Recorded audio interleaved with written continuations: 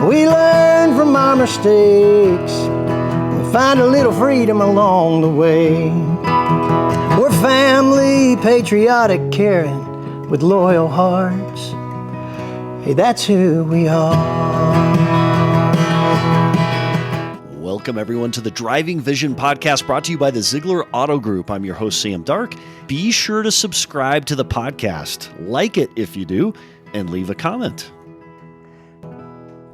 This week, we turn to Zeigler Speaker Series and backstage conversation after a message shared with us from Nashville singer-songwriter Jimmy Yeary. But before we turn to that backstage conversation, hear an original song he wrote Team Zeigler during his message.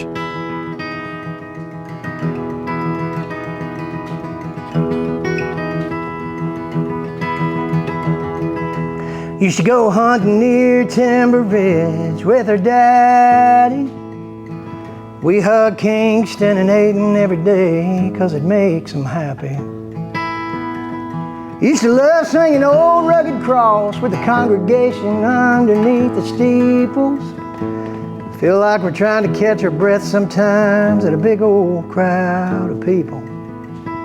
Some mean kids used to turn good days into bad days. Returned to punt for a touchdown in our first high school football game. And a 93 black Ford Ranger was our first car. Yeah, that's who we are. We've had our ups, we've had our downs. Today we feel a little less lost and more found. And our family lives in another country, and we're the only ones around to take care of Daddy. He just turned 85. We learn from our mistakes. We find a little freedom along the way. We're family, patriotic, caring, with loyal hearts. Hey, that's who we are.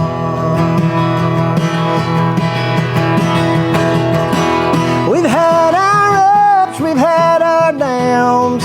Today I feel a little less lost and more found. Family lives in another country.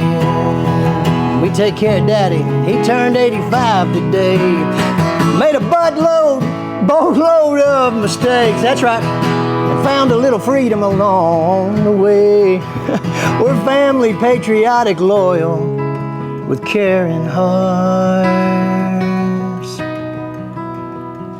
And that's who you are. Hey! Woo! Hey, everybody, welcome to the special edition of the Driving Vision podcast. So today we're actually coming from a different location. So we're near Zeigler Studios. We're here in the locker room at the Zeigler Auto Group on the second floor, the training room, the locker room at Honda Kalamazoo with singer-songwriter, Nashville resident, Jimmy Yeary. Welcome. Hey, well, thank you for having me. Yeah, this is awesome. Yeah. I'll tell you what, you just finished your speech here as part of the Zeigler Speaker Series in our locker room, and I think you blew everybody away by relating to us the power and the message that music, the ability music has to connect. So we appreciate you being here. Maybe give us your thoughts about being here, being part of the Zeigler group these past couple days. You did dinner with us last night. Yeah, you know, I'm a big story guy, so I gravitate towards stories. The songs I write are mainly stories. That's why a lot of the artists in Nashville come to me for the stories. I enjoy telling them, hearing them, and so everybody here has pretty interesting stories and different stories, and so it's been fun getting to get to know people. You know, and you can gauge a lot of times people's groups, how comfortable they are within an organization a lot of times, just by how willing they are to share their personal lives and their personal stories. And so here at Zeigler, that's been the case. I've just heard so many neat stories. I've told some stories, and it's been awesome. So music is powerful, right? We talked a little bit about that today in the locker room. I think everybody can connect or relate to a couple songs.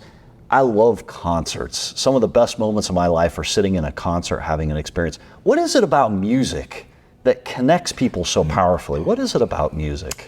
Well, you know, a lot of times melodies. That's a really good question, and it can be simple and it can be difficult. But I mean, we know that there's never been an original lyric and an original melody. They're all kind of stolen, right? Ooh, and so it really is when you hear a new song, oftentimes, and research shows us this as well, that you might hear a song and go, hey, I love that song. Did you hear that new song that's out there? Well, there's probably elements to that song as far as lyrics and melodies and things that sort of remind you of maybe other songs. And, I mean, how many times, I could sing jingle bells, jingle all the way. I don't know about you, but I'm back in 1978 with the Christmas tree with big old colored lights and lifesavers for, it's like, it's you just, could smell the carpet in that moment. That's the right? power of a song is that it just, once it gets in that brain and it attaches itself to emotion, it's unlike anything else. It has the power to take you back. Even to write songs, I'll say sometimes I have to still it till I feel it. I go back and find, if I want to write a song about feeling good and just riding down the road and having a good day, I better go back to a time when I was riding down the road having a really good day. Because if I don't, then it won't be authentic and it won't be believable and I won't feel it and other people won't feel it.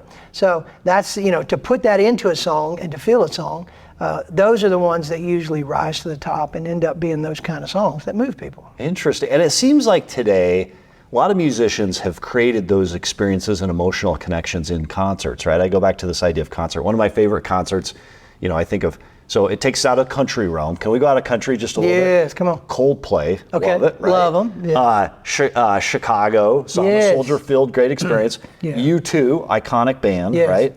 The Sphere.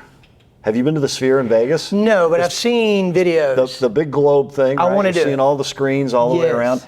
And it creates that experience with the crowd, and maybe that's what they're going for in that concert experience. You go for that individually one-on-one with the person who's listening to your song, right?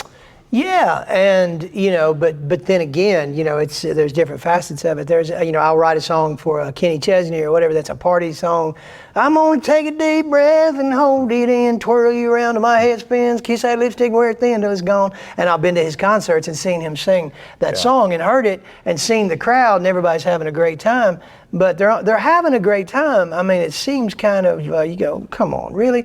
But they're having a great time because when we wrote that song, in my brain, I was imagining what it would be like to have a good time. Because that song's about being in the moment and having a great time, knowing that Kenny's going to get on stage and sing to a bunch of people that want to forget about their stuff for the evening and not worry about anything and just live in the moment and have a good time. And they're probably going to be partying and raising their hands and shouting and losing their minds. And so to think about that and feel that and become that character, to give that to him. So it's pretty wild. So as a songwriter, what's it like for you to be at that concert with all those fans just eating that song up? And having the experience the way you intended, what does that mean to you to be able to be there for that, and see it? What were the thoughts that went through your head? Yeah, it's incredible. I was telling the story to a couple of the members last night of Team Zeigler about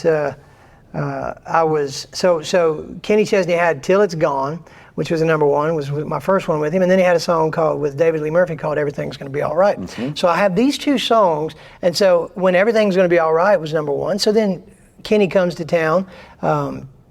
We spend the day together. We celebrate the song that night, and then the next night he's doing the concert at the stadium there in Nashville. And so I was backstage with Kenny, but then Kenny goes on, and then I go out to the front, and so and I'm standing out there, and he already sang Till It's Gone. 2 songs later, now I'm listening to Everything's Gonna Be All Right, and I am looking around me at all of these thousands of people singing the lyrics to a song that I wrote after he had already sung another one, and thinking back to when I thought, man, I'll never get a Kenny Chesney cut. And here I am, I'm really in the moment, I'm living it, I'm enjoying it, and for a very fleeting moment, I take the time and give myself permission to love this and cherish this moment, and then about that time I got a tap on the shoulder, and I was told I was in the fire lane. Oh no. So God or whoever said no, stop, you're too happy. That's humility, right? That's like bringing you back. That is hilarious. Yeah, so they made you move. They made you move. Oh, they made me move, and of course I was, my ego wanted to go, hey, that's what I saw you. yeah. But I was like, yes, sir, you got it. And I got out of the way, but I thought, man, isn't that something? That's just, that's life. Yeah. Would you ever write a song about listening to your song being sang? I mean, that's got to be the ultimate prop to a singer-songwriter, is to have their song played before that crowd and to have that crowd eat it up. That performance and that listening, it's a relationship. It's a back and forth. It's love, right? Yeah, it is love. And it is, if I feel it, then the artist hears it and they feel it, or they wouldn't want to record it. Yeah. And that means when they sing it, they're feeling it. And if they feel it, that crowd's feeling it. And the crowd's feeling it, and everybody next to them that's singing along and hearing it is feeling it. And it just becomes this thing, this synergy that just happens. And to see that in an arena, and then be able and go back and think about how you wrestled over lines and you wanted it to be right. And, of course, nobody knows about all that except the writers. But to see that, that's beyond the scope of what the brain can actually grasp oftentimes. Yeah. But it's an amazing, it's a moment of blessing, of gratitude. You just go, man, this is... Again, I wondered if I'd ever have a recording, and I used to see and listen to other writers who had hits and sit in the audience and just be like, man, I wish that could be me one day, and what that'd be like. And so I try to always cherish that and remember, man, that's an awesome thing. And one day I'll have my last recording or my last hit. We all have there is an expiration date on certain levels of our successes. So to appreciate while you're having them is important. Who gave you that thought to recognize and acknowledge an expiration date? That was something you shared with us today. Before we go into the main part of your deal, that was something you shared with us today. And I actually heard a noise across the room, some chuckles, because some people are nervous by that idea. Sure. Some kind of, there will be an end to everything that we do, right? There'll be an end to everything. And I believe what I'd mentioned today was every day I think to myself, the studies, again, there have been studies. There's a, I won't mention the book and the author and get into all that, but there's a great book about being uncomfortable and the power of that. But one of the things it mentions in the book, it talks about being uncomfortable. And one of the things, there are societies and groups of people all over the world that will practice thinking, have discussions about, like you and I, if we got together every day and we just had a discussion about, okay, we woke up today, but now one day we're not going to. Yeah. But us talking about that, overwhelmingly it shows, and when you practice it, it proves positive, is that makes you a happier person, because you get into such a state of gratitude. Yeah. You know what? You're fully present. You're fully present. There is going to come a day. I don't know anybody that's lived forever or who's 200 years old. Do you? Yeah. And so if there is going to, woke up today, won't one day, woke up today, won't one day. Ooh, man, I want to really make sure that I don't get aggravated over silly stuff. Yeah. I want to really make sure that everybody that I love knows I love them. I want to make sure that I form those relationships and help people that need help, and not get so caught up in myself that I don't help those people that need help. Yeah. And because we're all just kind of, walking through a road of uncertainty and have no idea what's around the corner. And so it's, when it just gratitude becomes more prevalent when I think like that. Yeah. And I think it's good for everybody to do that. Even though it's uncomfortable, I think it's a good way to go, okay, yeah, we did wake up. We're here today, and I'm going to make this the best day I can. Yeah. So you came into Team Zeigler with a really cool message of the power of storytelling as an ability to connect with other people. And it's interesting, you're an accomplished singer-songwriter, live in Nashville, you've got the life. From our perspective, you don't need to come do this, but that's kind of your gift to us today. What made you decide to kind of take this on, this message? Why do you travel around the country sharing it? And then you provided some practical ideas about how to use it. How have you seen this kind of change the world? Yeah, I just, again, I truly, it's like, what's my intention? What do I want to do? What brings about joy to me? What makes me feel like I'm here, I'm fulfilling a purpose. And it really is, it's, that for me. About 10 years ago, I was writing with some of the biggest writers in Nashville. some of which I didn't want to write with. But I was compromising joy, honestly, to kind of follow this writing with these people and following the money. Basically. Following the money is precisely what I was doing. Yeah. But I was just not fulfilled. And so what I didn't want to do is I didn't want to go too far down that road and compromise myself too much at all. And I just woke up one day and I thought, I'm going to start, I love to teach. Yeah. And I love doing songwriting shows, and I was doing some songwriting teaching, but I want to start talking about a message that I had about the power of these stories that I write and why they work. Yeah. And then, because I'd have these conversations in small groups or songwriting seminars or what have you.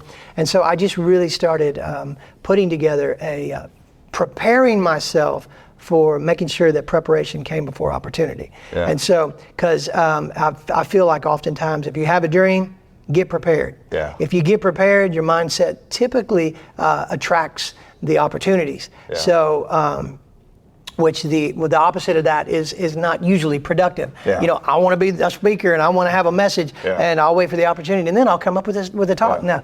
So I had it really well together. And then there's a dear friend of mine, Andy Andrews, who's accomplished millions of books, great author, The Traveler's Gift, The Noticer, is just a wonderful, dear friend of mine. And he called me one day and he said, hey, you know what? I've heard, you've done a couple songwriting shows and you talk, and I hear you talking. I don't know if you know this or not, but you're really a speaker. Mm-hmm. And I said, I said, well, okay. And he said, I want you to come speak for a group, just a huge organization. Yeah. And he said, and so at first he was going to tell me kind of what maybe I should do. And he said, hey, you want to? I said, no, I got it. I'm ready. Let's do it. He went, okay. So I was prepared for that opportunity, and I went and did that, and then that was it. I was ready. I was off and running. So, and I love it more than anything. I love it. It's the funnest thing to do today, to come in and open some people's eyes to how awesome their life is and their stories, and how they can use those stories and their experiences to connect with other people. And it was incredible to hear how easily you went around the room and collected experiences, emotional moments from each one of our team members, and then turn that into a song. Yeah. And then the emotion that song evokes, as you think about the different people who are represented in that. Dan singing at church, the football story. Yes. That you went further in. We knew more about the story than was actually in the song, but it created a depth that's incredible. You're not suggesting for people to go create songs, but you're suggesting what are you suggesting that people do to become more vulnerable as they share those stories? Well, I mean, in every group that I give one of these talks, and even in the group today, you could, whether you realize it or not, this group is a closer, tight-knit group than it was before. Yes. Before that. Because we knew more about each other. You knew things about each other that the vast majority of everybody in here didn't know. Yeah. And you think that stuff is sort of trivial and is not that significant. It's incredibly significant. Yeah. It's very important to me. I mean, we don't know each other great. Right? We know each other. We've had a limited amount of conversation. Yeah. But the more I know about your story, the more I know about your relationship with your parents, what you did as a kid, what sports did you play, what did your front yard look like, who was your best buddy, when did you learn to ride a bike, what was what's your favorite hobby today? Well, I mean, the more I know about that stuff, the more I connect with you, and the more we become friends, whether we realize it or not. Yeah. And friends help friends. If I just saw you in passing, or we just talked in the hallway, and somebody goes, hey, he's got a flat tire and he needs some help. I might pass the buck, because I'm pretty busy. Call roadside assistance. Yeah, but I mean, if I get a call now and you're stranded, I'm like, well, dadgummit, I got to go help him out. It's just friends help friends. They just, there's just, there's another human that needs, that's having some trouble, and I think I need to go help him out. But see, in business, that's so awesome, because people, you can have an amazing product and tell me how awesome your product is, but I really don't care all that much. I mean, I do, but it's like, okay, so everybody's got the best product in town. Who cares? But if you utilize your story and you connect with me and you're vulnerable and authentic, and I go, well, dadgummit, he's just a regular old guy. Yeah. Well, the next time I want to go, do something and want to buy a vehicle, well, I'm going to you. Yeah. Because I'm like, with that going, I don't really want to go to talk to a stranger. I want somebody that I'm friends with. Yeah. And that's typically what we do. We work with people and buy from people and follow people that we trust. Yeah, which is so interesting. One of the things that I thought of as you were sharing your message is I thought about different ways I could be more vulnerable with people around me at work and customers and clients and everybody else. And then I had this thought of, no, I'm not going to do that because that's burdening them with a part of myself or a story or an element of. Have you ever had somebody come back to you and go, Jimmy, this vulnerability stuff, that's great, but I got burned, or you know what, I overshared, or I shouldn't have, people really aren't that interested in each other's story. Have you ever had that? Or what would you tell to somebody that is saying, hey, that first step is kind of tough, right, to become more vulnerable? It is tough. I will say that it's so beneficial and so productive to utilize, because I often say as a leader, to be knowledgeable, to be, to have it together, all of this stuff is important, but to be strong but that vulnerability, if you're just strong and you just have an air of strength and knowledge and you just cool and you just got it together and everything seems to work for you, I cannot relate with you. Yes. I'm intimidated by you. Yeah. I don't feel like I can come to you with the issues that I have that oftentimes need to be laid out on the table so that problems can be resolved. There's that only goes so far. Yeah. So I'm not just saying go around just crying and whatever. Yeah. But as a leader, more so than even maybe than other people, it's like when people look up to you, that's when it's the most important to be vulnerable, because then they know you're cool, they know you got it together, they know you know what you're talking about, they want to impress you. Well, if you can be vulnerable and if you're having a bad day, maybe just express, hey, I'm having a crappy day. Yeah. You know what? I'm aggravated. I got this going. Yeah. Anyway, y'all just letting you know that. Yeah. And then there's something about, that doesn't take away from the fact that you're smart and you're cool and you got it together and your wife's real pretty. Yeah. It just lets me know that, hey, if he has troubles today, well, he's just like me. Yeah. And that makes you more approachable, and growth is more can be accomplished, I think, at a greater level. Vulnerability is strength in that way, even though it's not easy. It's simple but not easy, and it does take that first step, which can be tough for somebody. Which it can be uncomfortable. Yeah. But when you're uncomfortable, you find out your strengths and your weaknesses. Ooh. Yeah. And when you find out your strengths, you get more confidence. You find out your weaknesses, you know what to improve on. That's good. So I tell people, come up to me, and they did it today. It's like, he's like, my boy sings, and what should I tell my boy? What's a great piece of advice? Because he's really good. Yeah. This coming from a dad. Yeah. He's really great. Yeah. And I hear that all the time. They all are. Yeah. What's one piece of advice you could give to him to make him better? Yeah. And I always say, listen, talent, perseverance, practice, all this stuff is important, absolutely. But more so, far and above anything else, is growth. Is the level at which fear disappears, the quicker rate at which you will grow. Ooh. So if you can get rid of fear, the more fear you can get rid of, the quicker you're going to grow. Well, fear is being uncomfortable. Discontent is a primary ingredient in progress. So the more you can be uncomfortable, well, in your being uncomfortable, you find out your weaknesses and your strengths every single time. I can get up in front of a bunch of people that scare me to death, and that's the greatest thing I can do, because up in front of those people where I am uncomfortable, I'm learning, hey, I'll come out of that situation going, you know what, I'm pretty good at this, this, and this, but I'm not so great at this, this, and this. I can now grow but if I hadn't entered that uncomfortable zone, you wouldn't know. That growth would not have happened. I would have only suspected what my strengths were and my weaknesses were. Yeah. The more you can get uncomfortable, the faster fear will disappear and the faster rate of growth you will experience. That is powerful. Yeah. That is powerful. So we talk about these stories, and we talk about vulnerability to connect, and we talk about our salespeople and customers. So we're in the automotive industry. the thing that's been on everybody's minds for the past couple decades is technology is going to replace a salesperson. It's just going to do it. The computers and AI is going to become better. Yeah. I thought about you as you were sharing your message. AI is an issue in your world. People think that AI is going to replace songwriters and singers. Right. Talk to us about how you view that and technology, artificial intelligence's ability to connect, if it is there at all.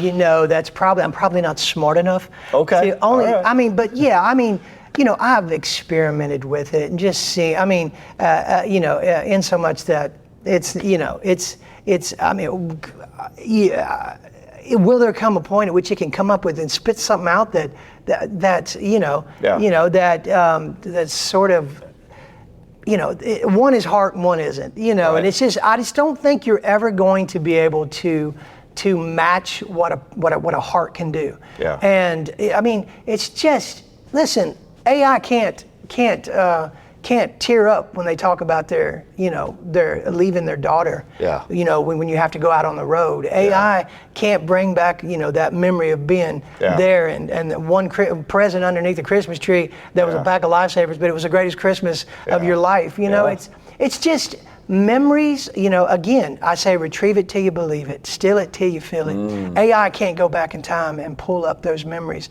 and create words and lyrics that are felt so other people can feel and create emotion and make eyes water. Yeah. It'll never do that. And that is the key to connection. That is, people want to know that you're a little bit broken and AI is too fixed. Yeah. That's what I believe. So, and it's interesting because we've felt that same way in the automotive industry is buying a car is a significant enough experience that it's still ultimately a human experience, to your point, one of connection. Yeah. And AI can help get all the information we need to get to deliver best to the customer, Right. but the heart at the end is just not there, right? Yeah, I bought my truck from a guy. I went to a truck dealership. I do not like people that sell vehicles. When I go, they make me nervous, and I know they're going to sell me something. So I would never go to a parking lot to buy a truck. Yeah. But I went one day and I stopped and I saw this truck I loved, and so I went into this parking lot and here come this guy coming at me and I was like, oh my gosh, no, I don't want to do it. And so he comes up and he goes, hey, and he said, what you doing? And I was like, oh gosh. I said, well, I'm looking for a truck, you know. And he said, yeah. He said, well, what do you do? And I thought, oh God, he's gonna ask me these questions. I don't want to tell him what. Okay, so I said, I'm just, you know, I'm in music a little bit, whatever. But yeah. He said, you know what? I was in music. He said, I moved here to be in music and actually got a gig down at Tootsie's. And he said, I was down there and I played for about a week and a half, every night for about a week and a half in a little band. I was playing guitar. He said, and I had a couple songs I wrote and I sung those songs and nobody seemed to like them. But he said, I just had a baby at the house and mama wasn't happy and taking care of the baby by herself and I was drinking too much. And so he said, so anyway, I said, forget that. I'm not going to do that. So I gave up on that dream, and he said, and here I am. I've been selling cars. I've been loving it. Anyway, listen, here's a card. Just call me if you need anybody, all right? And I said, all right. And he left, and I went, okay. Well, 2 months went by, and I woke up one day, and I told my wife, I said, you know what? I want to buy a truck. I think today I'm tired of waiting. I want a truck. Yeah. And I said, and I know where I'm going, too. Yeah. I went to that dealership. Yeah. Pulled in that parking lot, got in there and walked inside and all these guys wanted to talk to me and I said, nope, there he is, come here. And he come over and we worked out a deal and I bought a truck that day. Yeah. You want to hang with, you want to work with people you trust. And I trusted him and connected with him. I wanted to buy a truck from a human and he was human to me. Yeah. He was my buddy. Yeah. He was my friend. I've been out too late. I've had a baby at home when mama was there. Yeah. I've had my dreams go up in smoke and had to change jobs. That is so important. So that's something AI will never be able to do. No. Ever. And he did a good job in, what was that conversation initially, 10 minutes or 5 minutes or what? he hit every point, It was cool. right? Like, but when I went knew him at the end, right? Well, when I went in the office to sign all the paperwork and I saw all these awards on his wall, I thought, you little booger, you got something figured out. Yeah. But see, there's nothing wrong with having There's nothing wrong with that. Well, listen, it's because all you're doing, it's a win-win-win. You're you're connecting with people. Neuroscience overwhelmingly shows us too that when you tell your story, it's told from such a place of authenticity. The dopamine levels raise. You're happier. People, see their story and they're happier. So your story makes them happier. You're happier. Everybody's happier. There's a connection. There's a friendship, and progress and success is a byproduct. So you had dinner with one person there, and I saw a special connection between you and he. Talk to me about that and how that happened. Chris Snyder, the guy standing up at the very back. Yes. He said, "I'm saving you to the end." Larger than life personality. Yeah, he's got amazing stories. Yeah. And he connects on that vulnerability too, right? He does. Zip tie, double handcuffs. Yes. He's more vulnerable than he lets on. Yeah. And I find that people like that have sort of a tough outer shell. Yeah. They tend to be the ones that when you earn their trust, really those tend to be the ones. Like him, and he came up at the end and gave me a hug, and and you could see it in his eyes. I mean, he was just, when that song, I sent him a song that I wrote called "I Will" about my daughter, and there's a song I have out right now called "She's Somebody's Daughter," and I had him say, "Go listen to it later," and he was talking to me about that song and how it teared him up, and he's not going to talk about that stuff to anybody, but he was opening up to me, and you could see everything in his eyes. You could see his heart, but those are the ones that I enjoy. I've seen men that seem like the toughest men in the room shed a tear when they start telling their story, and they would never in a million years believe that has power and significance and relevancy until they do it, and everybody in the room they suddenly see that everybody is even more on their team, and has connected with them even more, and they see the power of that, and then that just continues to that proof just helps them. I hope he leaves, and everybody leaves and understands, hey, get uncomfortable, get afraid, tell your story, make that friendship, be vulnerable. Not everybody's going to connect with you on a level. This isn't an all-proof success strategy, but I am telling you that you will exponentially connect with more people in and out of your business, in and out of your life, in and out of your family, with your kids, with your spouses, when you are vulnerable, when you are knowledgeable and you have strength, but you have that vulnerability and you utilize your story to remind people they're not alone. You ain't the only one going through something. You have bad days, so do I. You have good days, so do I.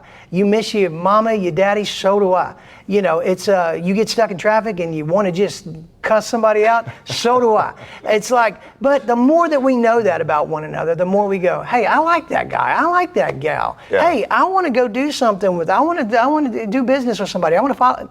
Hey, I want to call them. That's who I want to deal with, because I want to deal with a human. Yeah, it's interesting, and we crave and we need that now more than ever, and yet things like social media, where we're meant to look perfect, try to kill that, because we need to look perfect. We need to look, well dressed, say the right thing, no cancel.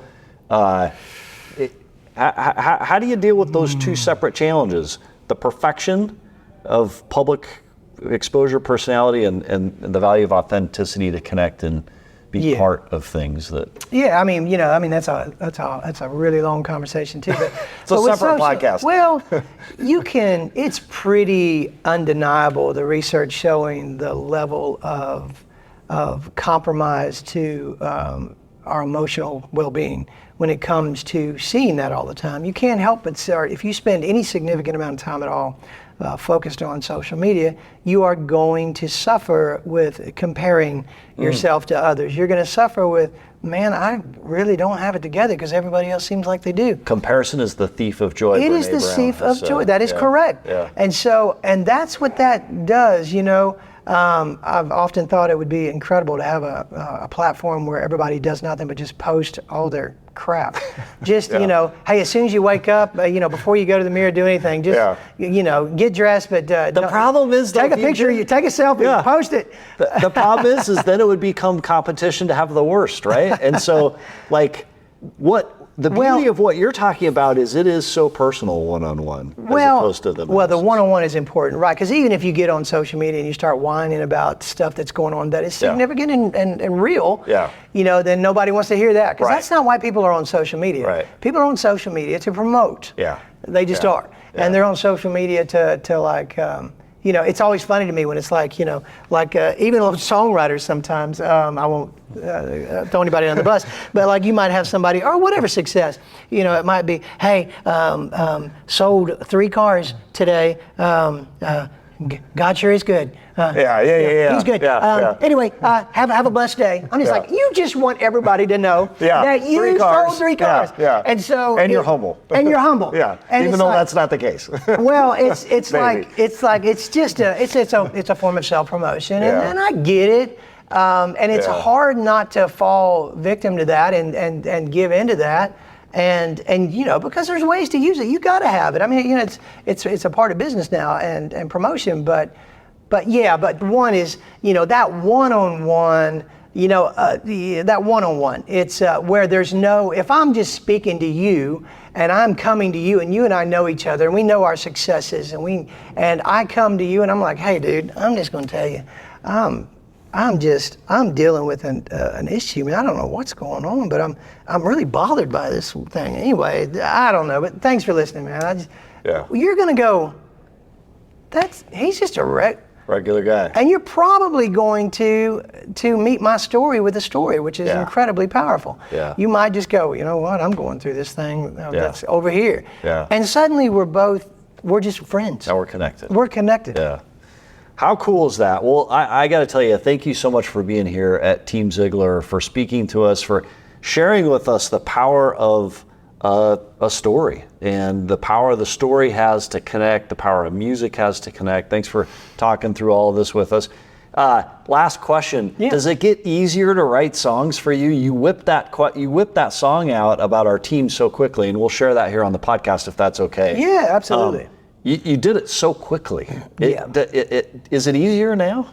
It's not really. Okay. Yeah, I still have to do certain things to stay prepped. Yeah. To stay, I'll leave you with this. Yeah. And I think it's a great thing for everybody. We're all the best we can be when we have peace of mind. Ooh. Right? And so I look every day, I think about this.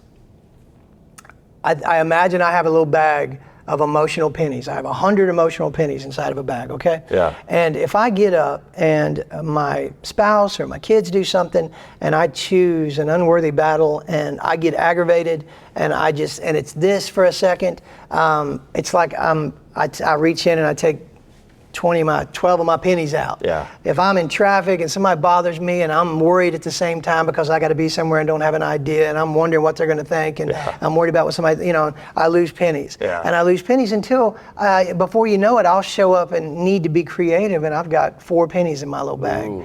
And so I can't do that with 4 pennies. In fact, I need as close to 100 pennies as I can get. Yeah. So I'm real careful so when you say, is it hard today? Is it easier today?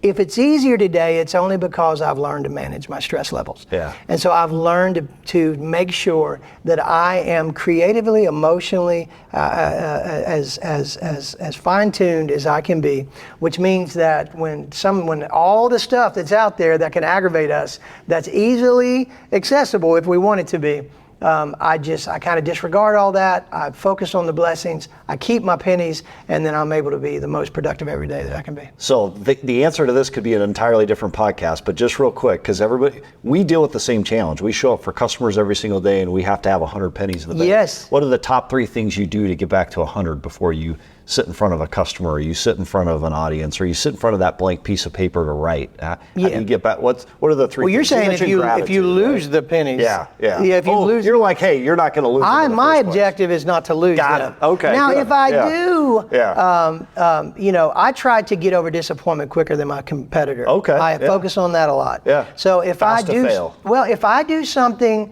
that I really messed up, it's real easy to get focused on that. It's kind of like golf. You hit a bad shot, it messes up your next shot, messes up the next shot. Yeah. And so the quicker I try to get over it, because I get told a lot of times that, hey, oh yeah, you thought you was getting the single on Tim McGraw, you're not getting it. Hey, you thought you was getting that cut on Kenny Chesney, ain't happening. Yeah. Oh yeah, but now you got to write with so-and-so, so get in there and be productive. Yeah. And that can be emotionally damaging and a huge hindrance, and you want to just go, throw your hands up and go, I'm not doing it today. I'm not writing today. I'm not going to be productive today. Yeah. But if I can get over that quicker than the other writers, then I've got a better chance of getting a song on Chesney's next record. Yeah. And so how do you put the pennies back in? Get over disappointment as quick as you can. Focus on your blessings, and forgive yourself, love yourself, and just, it's that sort of stuff. It's that, but again, most important that you got the pennies, better not to lose them. Yeah, that's awesome. Well, thank you again so much. You. We appreciate you. Yes. Great message. Appreciate y'all. So thank you, everybody.